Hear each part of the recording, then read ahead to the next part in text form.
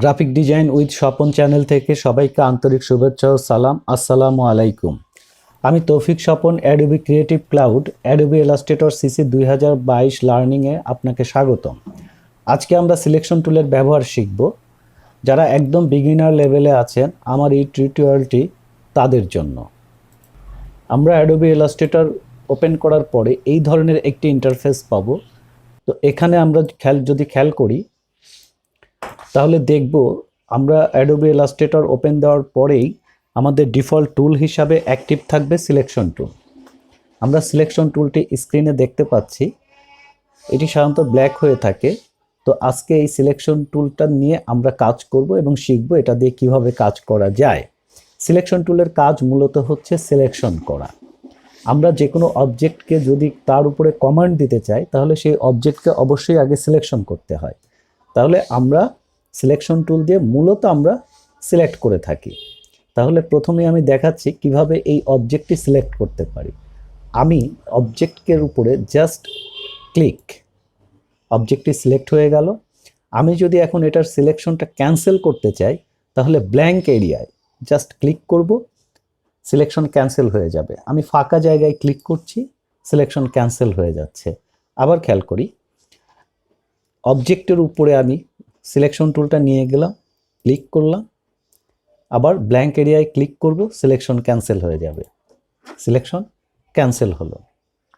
এখন যদি খেয়াল করি, দেখেন আমরা যখন একটি অবজেক্টের উপরে আমার সিলেকশন টুলটা নিয়ে যাব তখন তার নিচে একটা ডট দেখা যাচ্ছে। একইভাবে যখন আমি ব্ল্যাঙ্ক এরিয়ায় নিব তখন কোনো ডট দেখাবে না। আমি এই লাইনের উপরে নিচ্ছি, দেখেন ডট দেখা যাচ্ছে। আবার যখন ফাঁকা জায়গায় নিচ্ছি তখন ডট দেখা যাচ্ছে না। তার মানে আমি যখন সিলেকশন টুলটিকে কোনো অবজেক্টের উপর নিচ্ছি এবং সিলেকশন পয়েন্টে যদি কোনো অবজেক্ট থাকে তাহলে এই ডটটা দেখাবে। তার মানে এই ডট দেখলে আমি বুঝতে পারবো আমার সিলেকশন পয়েন্টে কোনো না কোনো অবজেক্ট আছে। একইভাবে আমি যখন ফাঁকা জায়গায় নেব, যখন আমার সিলেকশন টুলে কোনো পয়েন্ট দেখাবে না তখন আমি বুঝতে পারবো যে আসলে আমার সিলেকশন টুলটি ব্ল্যাঙ্ক এরিয়ায় আছে। আমি ক্লিক করব, সিলেকশন ক্যান্সেল হয়ে যাবে। তাহলে আমরা একটি অবজেক্ট সিলেক্ট করা শিখলাম। জাস্ট ক্লিক করব, সিলেকশন হবে, ব্ল্যাঙ্ক এরিয়ায় ক্লিক করব, সিলেকশন ক্যান্সেল হয়ে যাবে। এখন এখানে আমরা দেখতে পাচ্ছি 4টা অবজেক্ট আছে। আমি যদি একাধিক অবজেক্ট সিলেকশন করতে চাই সেই ক্ষেত্রে কিভাবে সিলেকশন করব? সেই ক্ষেত্রে আমরা প্রথম অবজেক্টের উপর ক্লিক করব, সিলেকশন হয়ে গেছে। এখন কিবোর্ড থেকে আমরা শিফট প্রেস করে নিব। শিফট প্রেস করে দ্বিতীয় অবজেক্টে ক্লিক করব। দেখেন দুটো অবজেক্ট একসঙ্গে সিলেকশন আছে। এর সঙ্গে যদি আরেকটা অবজেক্টকে আমি সিলেকশনে যোগ করতে চাই তাহলে কিবোর্ড থেকে আমি শিফট প্রেস করব, দেন অবজেক্টের উপরে ক্লিক করব। শিফট চেপে অবজেক্টের উপরে ক্লিক করব।